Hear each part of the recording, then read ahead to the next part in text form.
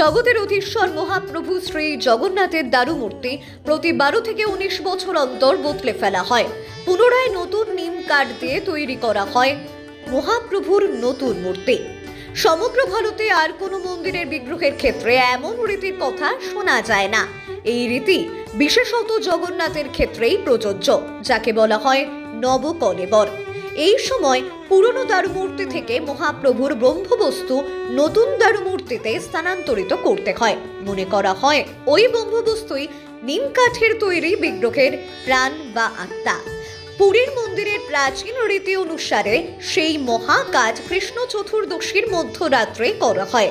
জানা যায় তখন সারা পুরীর সব আলো বন্ধ করে এই মহাকাজ সুসম্পন্ন করা হয়। তবে পুরনো দারুমূর্তিগুলির কি করা হয় সেই মূর্তিগুলিকে? জানা যায় শ্রীমন্দিরের উত্তর দুয়ার অর্থাৎ হস্তিদ্বারের কাছে উত্তর পশ্চিম দিকে কয়েক ধাপ উঁচু একটি জায়গা আছে। এই জায়গাটি প্রায় বিঘে খানিক বিস্তৃত। এই পূর্ণস্থানটির নাম কৈলি বৈকুণ্ঠ বা কৈবল্য বৈকুণ্ঠ। কথিত আছে এই স্থানেই পাণ্ডবেরা শ্রীকৃষ্ণের পিণ্ডদান করেছিলেন। তাই নবকলেবরের সময় পুরনো দারুমূর্তিগুলিকে এই কৈলি বৈকুণ্ঠেই সমাধি দেওয়া হয়। এই স্থানটি দেখতে অনেকটা ছাদের ওপর বাগান থাকলে যেমন লাগে ঠিক তেমনই, অর্থাৎ রুফটপ গার্ডেনের মতো।